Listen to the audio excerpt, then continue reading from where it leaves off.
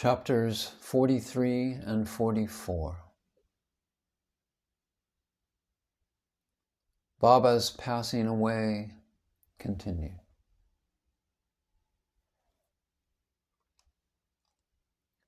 It is the general practice amongst the Hindus that when a man is about to die, some good religious scripture is read out to him with the object that his mind should be withdrawn from worldly things and fixed in spiritual matters, so that his future progress should be natural and easy. Everybody knows that when King Parakshi was cursed by the son of a Brahmin rishi and was about to die after a week, the great sage Shuka expounded to him the famous Bhagavad Puran in that week. This practice is followed even now in the Gita, and Bhagavad and other sacred books are read out to dying persons. Baba, being an incarnation of God, needed no such help, but just to set an example to the people, Baba followed this practice. When Baba knew that he was to soon pass away, he ordered one Mr. Vase to read the Rama Vijaya to him, and Mr. Vase read the book once in the week. Then Baba asked him to read the same again day and night, and he finished the second reading in 3 days. Thus 11 days passed. Then again he read for 3 days and was exhausted. So Baba let him go and kept himself quiet. Baba abided in his own self and was waiting for the last moment. 2 or 3 days previous, Baba had stopped his morning rounds and begging rounds and sat in the masjid. He was conscious to the last and was advising the devotees not to lose heart. He let nobody know the exact time of his departure. Kaka Sahib Dixit and Sriman Bhuti were dining daily with him in the masjid. And that day, the 15th October, after the ceremony, Baba asked them to go to their residence for dining. Still a few, Lakshmabai Shindi and Bangoji Shindi and several others remained there. Shama was sitting down on the steps. After giving 9 rupees to Lakshmabai Shindi, Baba said that he did not feel well there in the masjid and that he should be taken to the Dagadi, the stone wada of Bhuti, where he would be all right. While saying these last words, he leaned on Bayaji's body and breathed his last. Bangoji noticed that his breathing had stopped, and he immediately told this to Nana Sahib Nimnokar, who was sitting below. Nana Sahib brought some water and poured it in Baba's mouth. It came out. Then he cried out loudly, "Oh, Diva!" Baba seemed just to open his eyes and say, "Ah," in a low tone. But it soon became evident that Baba had left his body for good. The news of Baba's passing away spread like a wildfire in the village of Shirdi, and all people, men, women, and children, ran to the masjid and began to mourn this loss in various ways. Some cried out loudly, some wallowed on in the streets, and some fell down senseless. Tears ran down from the eyes of all, and everyone was smitten with sorrow. Some people started remembering the words of Sai Baba. Somebody said that Maharaj, that is Sai Baba, told his devotees that in time to come he would appear as a lad of 8 years. These are the words of a saint, and hence nobody should take doubt about them, because in the Krishna avatar, Lord Vishnu performed this very deed. Krishna appeared before Vishnu in the prison as a lad of 8 years, who had bright complexion and who wielded weapons in his forearms. In that incarnation, he, Lord Krishna, lightened the burden of the earth. This incarnation of Sai Baba was for the uplift of his devotees. Then where is the reason for doubt? The ways of the saints are really inscrutable. This contact of Sai Baba with his devotees is not only for one generation, but is there for the last 72 generations. Generating such ties of love, it appears that Maharaj Sai Baba has gone for tour, and the devotees had a firm belief that Baba will return soon. Then the question arose, how to dispose of Baba's body? Some Mohammedans said that the body should be interred in an open space and a tomb built over it. But even Kushal Chand and Amir Shakar shared this opinion.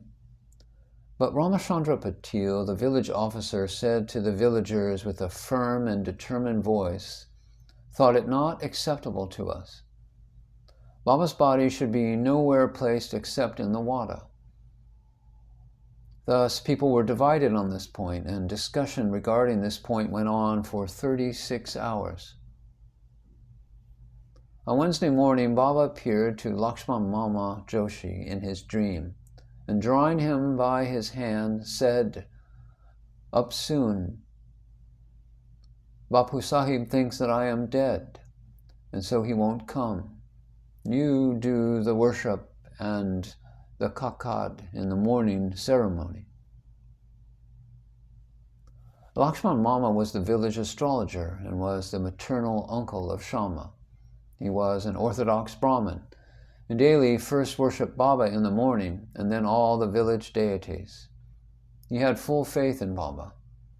After the vision, he came with all the puja materials, and not minding the protest of the Molvis, did the puja and the kakad ceremony with all due formalities, and went away. Then at noon, Bapu Sahib Jog came with all others and went through the noon ceremony as usual. After paying due respect to Baba's words, the people decided to place his body in the wada and started digging the central portion there.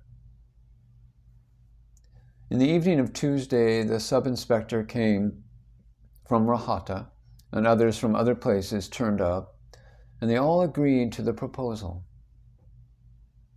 The next morning, Amir Bai came from Bombay and the Mamlatar from Koperkan.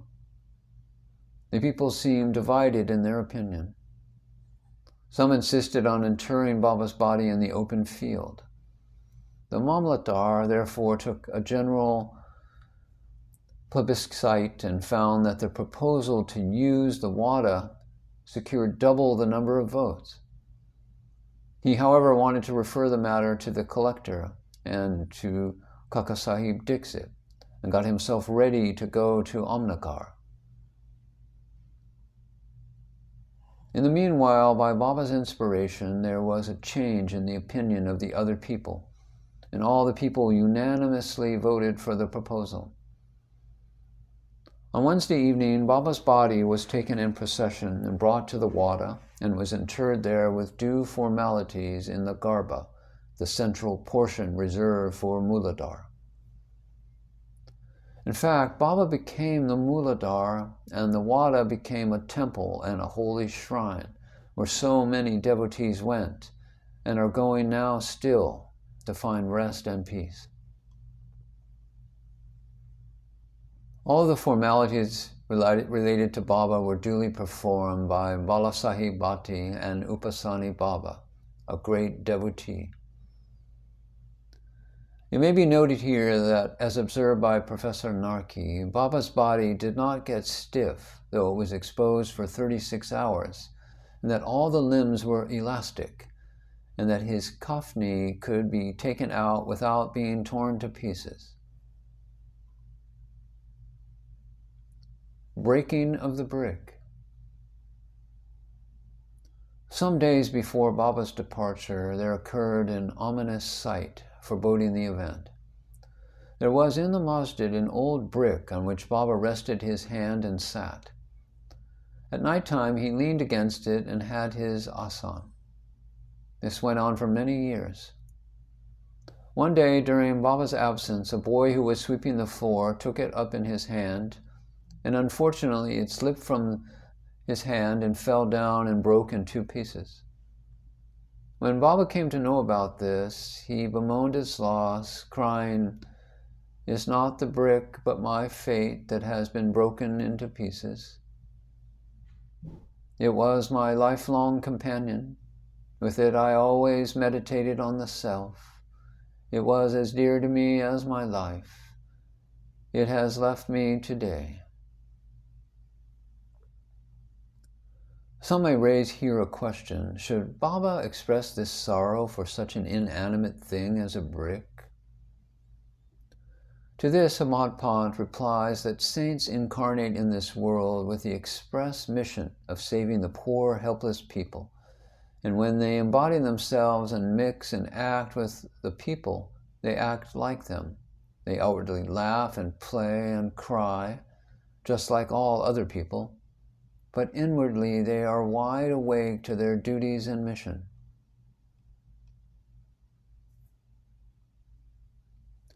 "32 years before this, in 1886, Baba made an attempt to cross the borderline.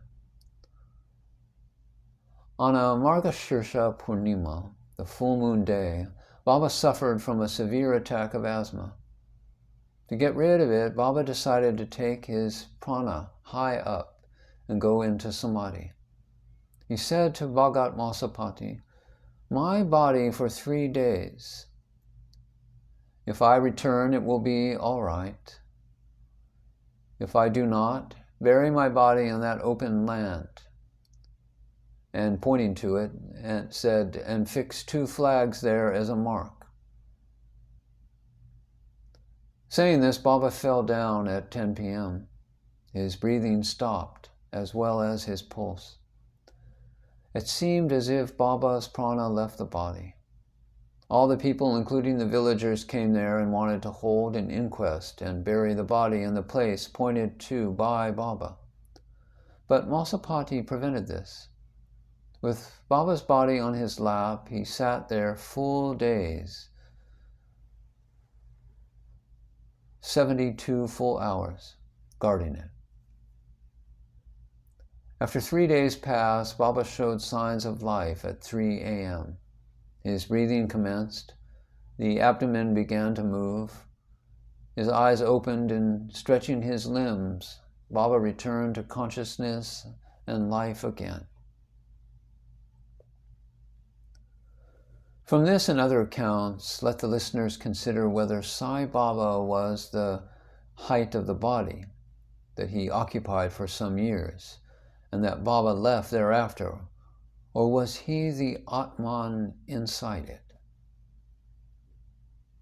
The body, composed of the 5 elements, is perishable and transient, but the self within is the true essence, the absolute reality, which is immortal and intransient.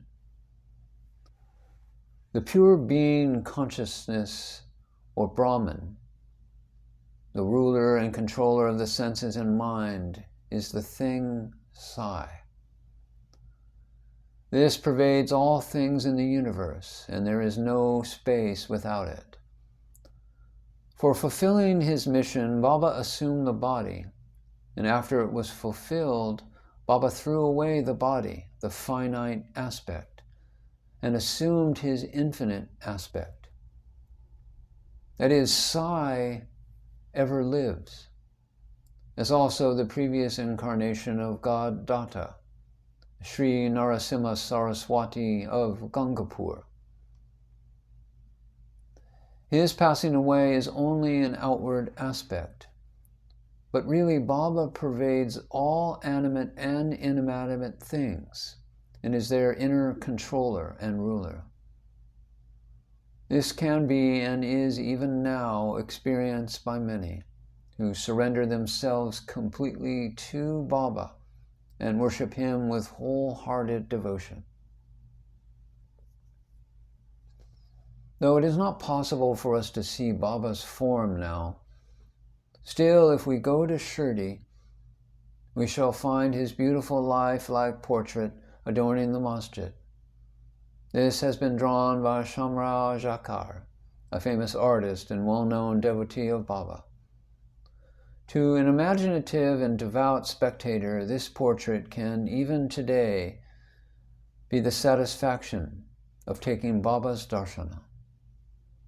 Though Baba has no body now, he lives there and everywhere, and will affect the welfare of the devotees even now, as Baba has been doing before when he was embodied.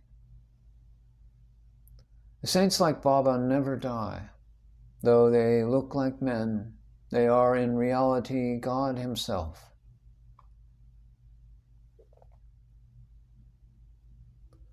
Bapu Sahib jogs sannyas. Hemadpant closes this chapter with the account of jog sannyas. Sakaram Hari, alias Bapu Sahib Jog, was the uncle of the famous Vishnu Bhuva Jog of Pune. After his retirement from government service, he was a supervisor. In 1909, when he retired, he came and lived in Shirdi with his wife. He had no issue. Both husband and wife loved Baba and spent all their time in worshiping and serving Baba. After Megha's death, Bapu Sahib daily did the service and ceremony in the masjid and Chavati till Baba's Mahasamadhi. He was also entrusted with the work of reading and explaining the Yaneshwari and the Eknathi Bhagavat in Sathwada to the audience.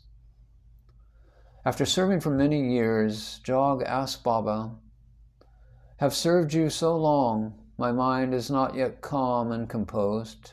How is it that my contact with saints has not improved me? When will you bless me?" Hearing his bhakta's prayer, Baba replied, "Due time your bad actions, their fruit and result will be destroyed. Your merits and demerits will be reduced to ashes, and I shall consider you blessed when you will renounce all attachments, conquer lust, and get rid of all the impediments, while serving God wholeheartedly, and resort to the begging bowl and accept sannyas." After some time, Baba's words came true. Jog's wife predeceased him. As he had no other attachment, he became free and accepted sannyas before his death and realized the goal of his life. Baba's nectar-like words. The kind and merciful Sai Baba said many a time the following sweet words in the masjid. "He who loves me most always sees me. The whole world is desolate to him without me. He tells no stories but mine. He ceaselessly meditates upon me and always chants my name. I feel indebted to him who surrenders himself completely to me and ever remembers me. I shall repay his debt by giving him salvation, which is self-realization. I am dependent on him who thinks and hungers after me, and who does not eat anything without first offering it to me. He who thus comes to me becomes one with me, just as a river gets to the sea and becomes merged with it in oneness. So, leaving out pride and egoism, and with no trace of them, you must surrender yourself to me, who am seated in your heart."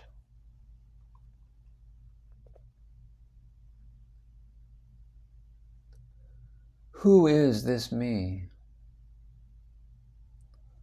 Sai Baba expounded many a time, who is this me or I? What is it? He said, need not go far or anywhere in search of me. Barring your name and form, there exists in you, as well as in all beings, a sense of being or consciousness of existence, and that is myself. Knowing this, you see me inside yourself, as well as in all beings. If you practice this, you will realize all pervasiveness, and thus attain oneness with me.